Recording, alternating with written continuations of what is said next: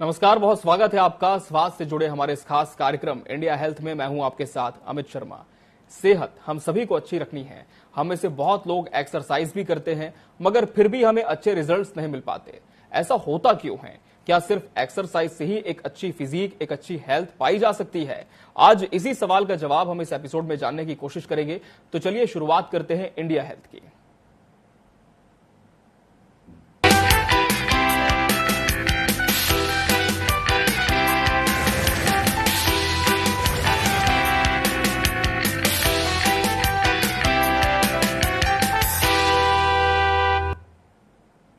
India health के आज के इस एपिसोड में हमारे साथ इस स्टूडियो में मौजूद हैं world body building champion 2017, mister India body building champion, Indian railways player, team India player, IPFTFA certified pro body building coach, Singapore south east central railway body building zone coach Vinay Pande ji. Sir, आपका बहुत बहुत स्वागत है हमारे इस show पर। विनय जी, एक अच्छी फिजिक हम सभी पाना चाहते हैं। एक अच्छी बॉडी पाने के लिए हम एक्सरसाइज भी बहुत करते हैं, लेकिन सवाल ये आता है कि हम एक्सरसाइज के किस फॉर्म को परफॉर्म कर सकते हैं? क्या जिम जाना ही जरूरी है और किस उम्र से किस उम्र तक हम जिम कर सकते हैं? पहले तो सभी दर्शकों को नमस्कार, जय छत्तीसगढ़ जी, जय हिंद। जैसा आपने पूछा कि क्या जिम ही एक ऐसा सेगमेंट है, क्या जिम ही एक ऐसी चीज है या ऐसी एक्टिविटीज को हम करने के लिए क्या हम जिम ही केवल ज्वाइन कर सकते हैं? तो नहीं, जिम एक सेगमेंट मान सकते हैं हम फिटनेस के लिए। जैसे योगा है, जिम है, एरोबिक्स करना है, जुम्बा है, तो बहुत सारे सेगमेंट्स हैं आपके बीच। तो उस सेगमेंट का एक हिस्सा है जिम, जिसमें सारी मशीनें, इक्विपमेंट आपको इजीली मिल जाती हैं, सभी एक एक पर्टिकुलर आपके मसल के लिए, आपके बॉडी को स्ट्रॉन्ग करने के लिए। तो मेरा ऐसा मानना है कि फिटनेस के लिए किसी स्पेशल चीज की कोई रिक्वायरमेंट नहीं होती। आप घर पे ही आप चाहे तो स्टेयर चढ़ के, सीढ़ियां चढ़ के, थोड़ी साइकिलिंग करके, स्किपिंग करके, जिम जाके, डांस करके, बहुत सारी एक्टिविटीज को लेकर के आप अपने आप को खुद को फिट कर सकते हैं। डेली कम से कम 1 घंटे का जरूर व्यायाम करें, सुबह या शाम। जैसे खाना खाने का कोई टाइम नहीं, जब भूख लगती है तब हमें खाना चाहिए जी। उसी तरह हमें वर्कआउट के लिए भी जब हमारा लगता है कि नहीं, अब मुझे मेरा फ्री टाइम है, मेंटली मैं फ्री महसूस कर रहा हूं, अब मैं एंजॉय करना चाहता हूं थोड़ा खुद के बॉडी के लिए, तो आप उस टाइम किसी भी फिजिकल एक्टिविटीज में जरूर शामिल हों जी। क्योंकि आपने कहा कि हम किसी भी समय वर्कआउट कर सकते हैं। अक्सर ये कहा जाता है कि सुबह हमें वर्कआउट करना है, तो क्या इसके पीछे भी कोई भ्रांति है कि सुबह ही एक्सरसाइज करें तो ज्यादा बेहतर होगा? क्योंकि कुछ लोग शाम को भी वर्कआउट प्रेफर करते हैं। सुबह वर्कआउट करना इसलिए ज्यादा बेनिफिशियल है। रीजन ये है कि हम रात को एक अच्छी नींद पा लेते हैं, जिससे हमारी बॉडी एनर्जेटिक फील करती है मॉर्निंग में। और हम अगर हेल्दी एक्सरसाइज करें मॉर्निंग के टाइम पे, तो हमारा होल डे, हमारा पूरा दिन और दिनचर्या हमारी बेहतर बनी रहती है। हम अपनी डाइट को भी अच्छा मेंटेन कर सकते हैं, क्योंकि जब भी हम जिम ज्वाइन करते हैं या कोई भी फिजिकल एक्टिविटीज को करते हैं, तो कहीं न कहीं हमारा मोरल सपोर्ट ये रहता है, हमारा दिमाग का भी सपोर्ट ये कहता है कि हमें एक हेल्दी फूड मेंटेन करना है। तो उस टाइम हम मेंटली बहुत प्रिपेयर होते हैं एक्सरसाइज के बाद, कि हमें एक्सरसाइज करने के बाद एक अच्छा आहार, एक अच्छी मील की ज़रूरत होती है। और पूरे दिन हम उसी तरीके से अपने मील को हम प्रोवाइड कराते हैं अपने शरीर के लिए, जिससे हमारा पूरा दिन अच्छा होता है।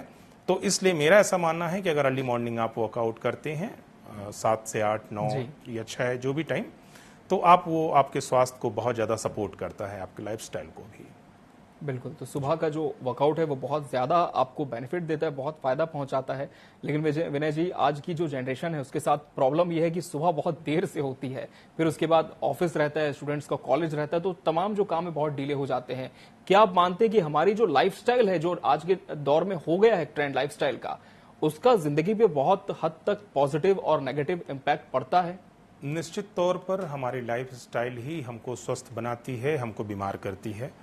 तो मेरा ऐसा एज ए एथलीट, मेरा ऐसा व्यक्तिगत तौर पर मानना है कि हमारी लाइफस्टाइल अगर अच्छी हो, लाइफस्टाइल इन द सेंस हमारा डाइट अच्छा हो, हमारा रेस्टिंग टाइम अच्छा हो, जो 6 से 8 घंटे का जो हमें पूरे दिन का रेस्ट चाहिए वो रेस्ट अगर हमें मिले, हमें निश्चित जो तुलनात्मक और बेहतर जो आहार, पौष्टिक आहार जो हमें मिलने चाहिए पूरे दिन के, जैसे सोडियम की मात्रा हमें पता होना चाहिए कि 2 से 3 ग्राम डेली वैल्यू है, हमें एक अच्छा प्रोटीन, हमें एक अच्छा फाइबर, हमें कैल्शियम, हमें फोलिक एसिड और प्रोटीन, कार्बोहाइड्रेट, तो इन सब चीज़ों के साथ अगर हम अपने दिन की शुरुआत करते हैं तो हमारा दिन बहुत अच्छा बीतता है और हमारे स्वास्थ्य को भी बहुत बेहतर सपोर्ट मिलता है।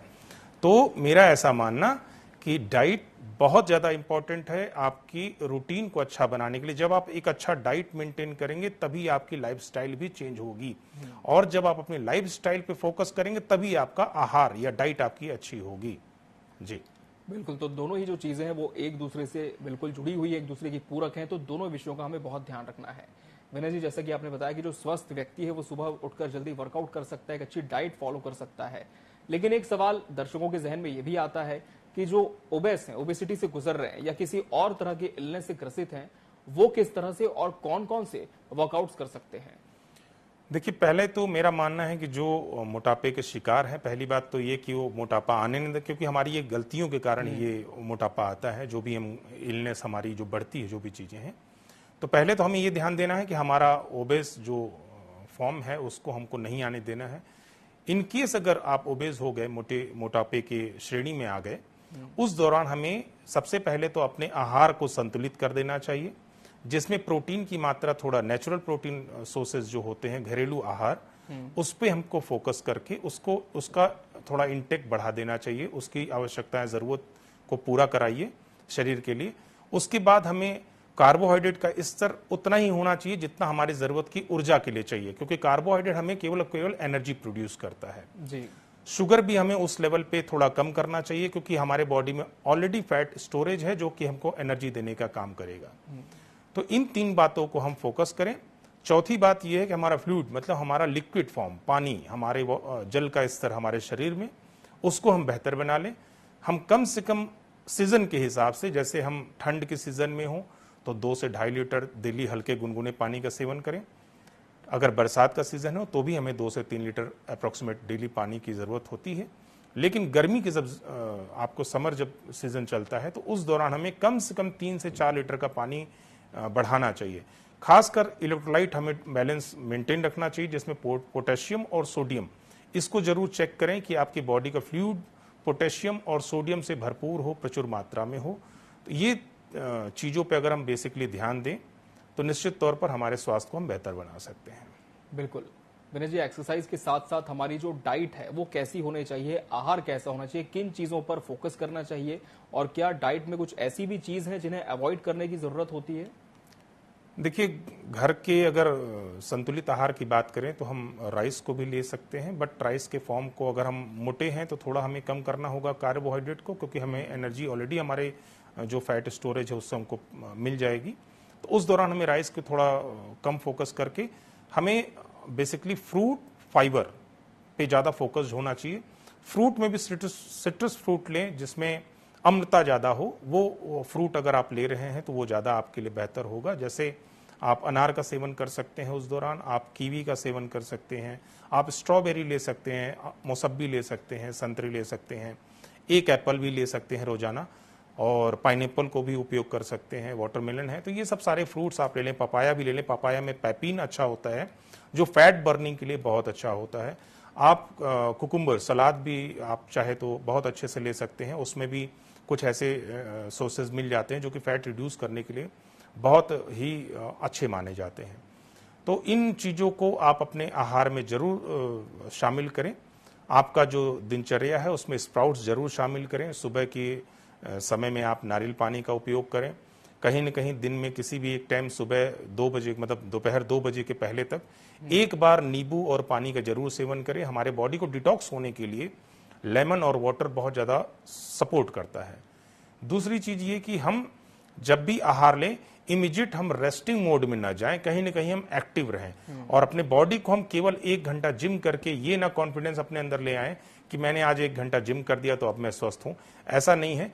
आपको 24 आवर में आपके मेंटली जो लेवल है, मेंटल लेवल, उसको बहुत स्ट्रांगली आपको कहीं ना कहीं फिजिकली आपको इन्वॉल्व होना पड़ेगा। चाहे आप स्टेयर चढ़ के इन्वॉल्व हों, चाहे आप अपने डाइट को अच्छे से मेंटेन करें, चाहे आप जिम करें, डेली 24 आवर में आपको कम से कम 6 से 8 घंटे का कहीं न कहीं फिजिकल एक्टिविटीज को शामिल रखना चाहिए आपके दिनचर्या में, और अच्छे आहार को शामिल करना चाहिए, जिसमें आप फ्रूट, सैलेड्स, मिनरल्स, वाइटामिन्स, इनको आप शामिल करके अपने शरीर को स्वस्थ बना सकते हैं। बिल्कुल, ये बहुत अच्छी बात कही सर आपने कि हम सिर्फ जिम चले गए इसका मतलब ये नहीं कि हम फिट हो गए, बल्कि एक पूरी जो लाइफस्टाइल का पैटर्न है वो आपको अपना बदलना होगा। खाने के बाद तुरंत आप लेटे ना, थोड़ी सी बॉडी में मूवमेंट करें, थोड़ा सा एक्टिविटी आप करें, ताकि आपका जो शरीर है वो शिथिल ना हो। विनय जी, हमारी बॉडी के लिए फ्लूइड्स की आपने बात की, फ्लूइड्स कितने जरूरी होते हैं और पानी के अलावा और कौन कौन से सोर्सेज हम अपनी बॉडी को दे सकते हैं? देखिए, लिक्विड फॉर्म में आपको बेसिकली नारियल पानी सबसे शुद्ध पेय जल माना जाता है, कुदरत का सबसे शुद्ध जल है। तो नारियल पानी को जरूर आप शामिल करें। अगर आपको लगता है कि आप डेली इसको नहीं मेंटेन कर पाते तो वीकली 2 और 3 टाइम तो ज़रूर से आप इसको लें, क्योंकि बॉडी को मिनरल्स प्रॉपर मात्रा में नारियल पानी में आपको मिल जाता है। और शुद्ध और स्वच्छ जल का भी उपयोग करें। वाटर अपना अच्छा हो, स्वच्छ हो। अगर आपके पास फिल्टर नहीं है तो आप हल्का गुनगुना पानी करके उसको ठंडा होने के तक रख दें, उसके बाद उसका दिन भर सेवन करें। कम से कम 3 से 4 लीटर वाटर आपको चाहिए, क्योंकि ब्लड को सर्कुलेट करने के लिए सबसे ज़्यादा जो वर्क होता है वो पानी ही कराता है, और हमारे डाइजेस्टिव फंक्शन को भी मेंटेन करने के लिए वाटर का ही सबसे बड़ा रोल होता है। तो अगर आपका डाइजेस्टिव सिस्टम स्ट्रांग करना हो, चाहे आपका हीलिंग प्रोसेस, आपके ऑर्गन्स की हीलिंग के लिए आपको ज़रूरत हो रही है किसी चीज़ की, आपको डिटॉक्स करने के लिए अगर किसी पदार्थ की ज़रूरत हो रही है, तो आपका वाटर है, फ्लूइड सिस्टम है, तो इसको ज़रूर एक्टिवेट करें। और पुराने समय में आपने कहावत भी सुनी होगी, जल ही जीवन है। तो इसके तहत हमको ये मान लेना चाहिए कि जल एक ऐसा चीज़ है हमारे शरीर के लिए, आवश्यकता जो हमारी पूरी करता है, हमारे स्वास्थ्य को बेहतर बनाने के लिए एक अहम भूमिका अपनाता है। तो आप जूस भी ले सकते हैं। जूस के अलावा आप पैक्ड फूड को जरूर आप न लें। इस पे ध्यान दें कि आप वो जूस रेडीमेड पैक्ड फूड न हो, प्योर आप कहीं भी किसी भी जूस के दुकान पे जा करके, शॉप के पास जाके एक अच्छी प्योर जूस आप ले करके उसको आप पी सकते हैं। चाहे मौसम्बी का जूस हो, चाहे पाइनएप्पल जूस हो, ये सारे जूस आप ले सकते हैं। वाटर इनटेक कर सकते हैं, नारियल पानी पी सकते हैं। तो इन सब चीज़ों को जरूर ध्यान दें और अपने स्वास्थ्य को बेहतर करें। बिल्कुल। विनय जी, फाइबर और प्रोटीन की कितनी इंपॉर्टेंस होती है हमारी बॉडी के लिए, और एक सवाल ये भी है कि प्रोटीन कितनी मात्रा में लेना चाहिए और किसे लेना चाहिए, किसे नहीं लेना चाहिए? एक नॉर्मल इंसान के लिए 1 ग्राम डेली वैल्यू है पर केजी बॉडी वेट का प्रोटीन का। तो जब आप इस कैलकुलेशन को समझ लेंगे, सपोज हमारी बॉडी 70 केजी है तो 70 केजी है तो 70 ग्राम एक नॉर्मल रेफरेंस रेंज है जिस पे हमको मेंटेन करना होगा। और अगर आप किसी एक्टिविटी में शामिल हैं या एथलीट हैं तो आपको 1.5 से 2 ग्राम का कैलकुलेशन होना चाहिए पर केजी बॉडी वेट। तो प्रोटीन के कई सारे सोर्सेज हैं। आप चाहे तो प्लांट बेस्ड सोर्सेज से आप ले सकते हैं या एनिमल सोर्सेज से ले सकते हैं। तीसरा एक और होता है सप्लीमेंट बेस। आप जब अपने दोनों, आप चाहे प्लांट बेस या एनिमल सोर्सेज बेस, अगर आप प्रोटीन मेंटेन नहीं कर पाते, उस दौरान हमारी जरूरत होती है protein, minerals, carbohydrate, folic acid, fat, बहुत सारे ओमेगा 3 सोर्सेज। तो क्या होता है कि जब हम सप्लीमेंट्स को लेते हैं उस दौरान ये सारी चीजें एक कैलकुलेटिव मेथड में हमारे बॉडी में पहुंचती हैं, जिससे हमारे शरीर की रिक्वायरमेंट पूरी होती है। सप्लीमेंट हमारी भूख पे कंट्रोल नहीं करता, वो हमारे शरीर की रिक्वायरमेंट को पूरा करने का काम करता है। वो उन्हीं लोगों को लेना चाहिए जो एथलेटिक्स में है, किसी भी गेम से जुड़े हुए लोग हैं, या उनके पास ऐसा टाइम नहीं कि वो अपने डाइट को सही समय पर ले सकें। अगर दोपहर में हम डाइट का टाइम है सपोज 1 से 1.5 बजे, तो हम 1 से 1.5 बजे अगर किसी शेड्यूल में हम बिजी हो गए तो उस दौरान हम उसको उस जगह पे सप्लीमेंट्री के तौर पे उसको यूज किया जा सकता है। तो सप्लीमेंट ऐसे लोगों को लेना चाहिए। दूसरी चीज यही natural diet in the sense आपके जो होममेड फूड है, अगर उस पर हम ज्यादा फोकस्ड हैं तो ये हमारे लिए लाइफ को श्योर है कि हम बहुत अच्छा बेहतर बनाते हैं। इसमें कोई दो मत नहीं रहेगा कि हम अगर घरेलू फूड अगर हम खाते हैं, डेली अपने आहार में शामिल करते हैं, तो हम बीमारियों से बचे रहेंगे और बाहर के जंक फूड को हम थोड़ा सा अवॉइड कर दें। फाइबर को जरूर से जरूर अपने बॉडी को, क्योंकि डाइजेस्टिव फंक्शन को एक्टिवेट करने के लिए सबसे ज्यादा इंपॉर्टेंट रोल वाटर और फाइबर ही है, तो फाइबर को जरूर मेंटेन करें।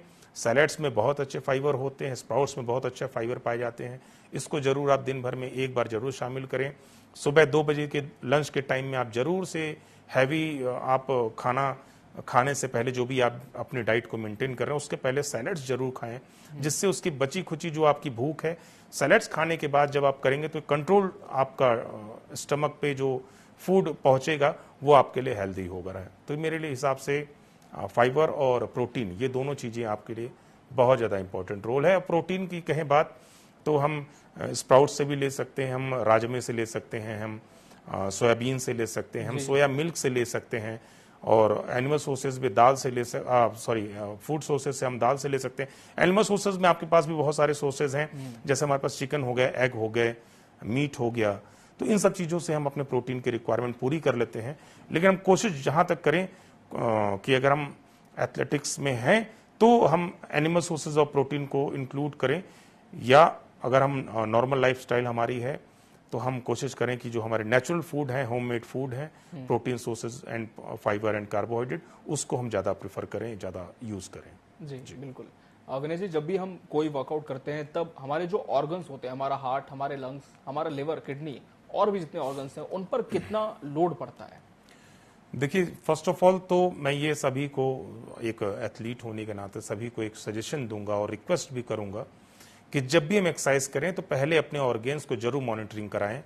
जैसे कुछ क्लिनिकल चेकअप होते हैं, टेस्ट होते हैं, उसको जरूर से आप अपने रूटीन चेकअप के तौर पर उसको जरूर अपने जिंदगी, अपने लाइफ में शामिल करें।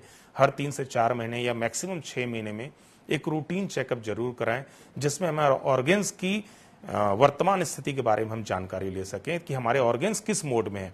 क्योंकि हम शरीर के ऊपर तो बहुत अच्छे से दिख रहे हैं, बट शरीर के अंदर हमारे ऑर्गेन्स पे हम क्या गतिविधियां चल रही हैं, उन पे हम कैसे मॉनिटरिंग कर सकते हैं, उनको हम कैसे और अच्छा बना सकते हैं। सपोज हमारा लीवर में कोई डिसऑर्डर है, तो अगर उस डिसऑर्डर को हम समय से पहले अगर पहचान जाते हैं तो कहीं न कहीं हम उसको ठीक करने में हमको आसानी हो जाती है।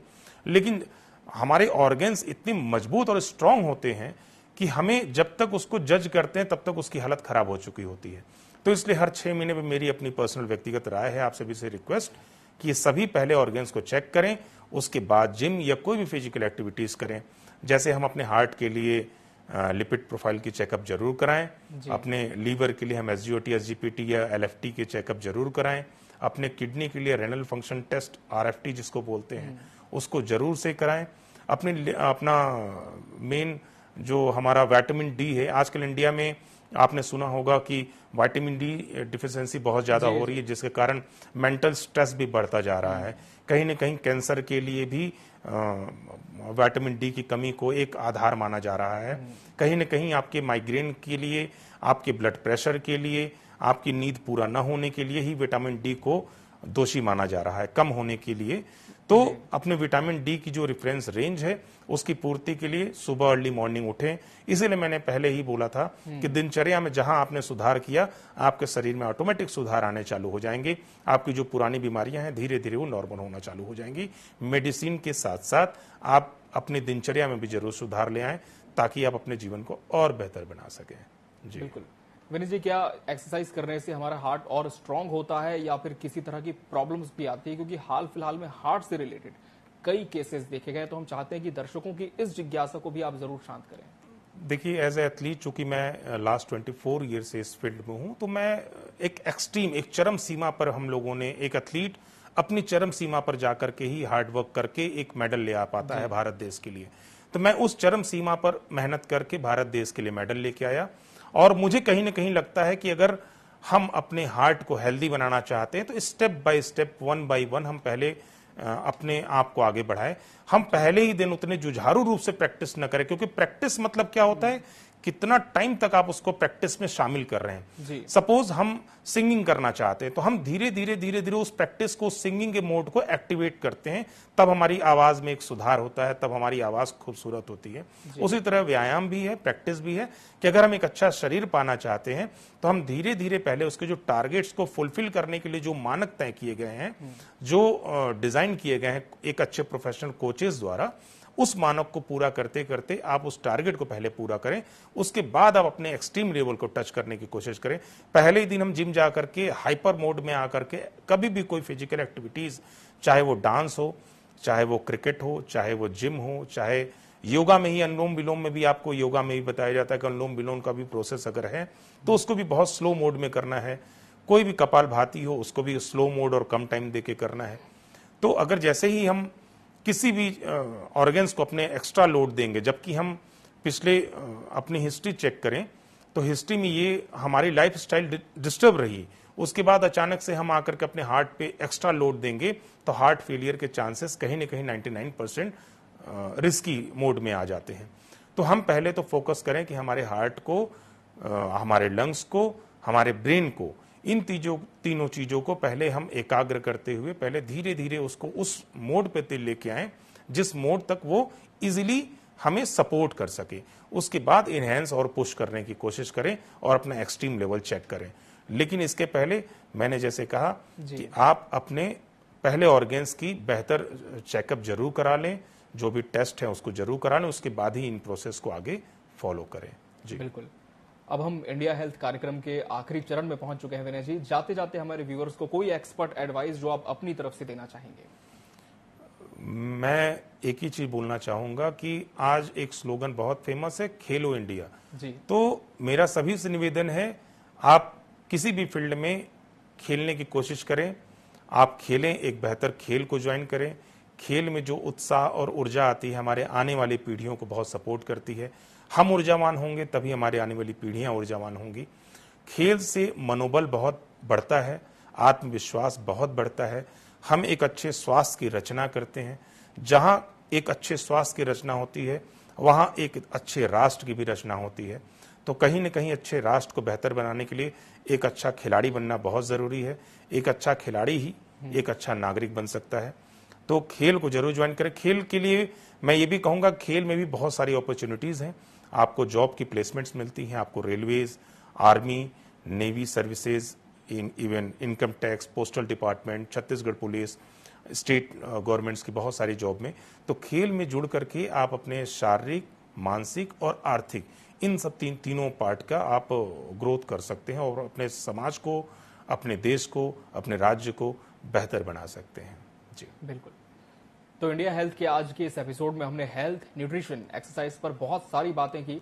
विनय पांडे जी ने हमें इन सभी टॉपिक्स पर विस्तार से जानकारी दी। सर, आपको बहुत बहुत धन्यवाद इस कार्यक्रम में आकर दर्शकों को यह अहम जानकारियां देने के लिए। Thank you so much. Thank you.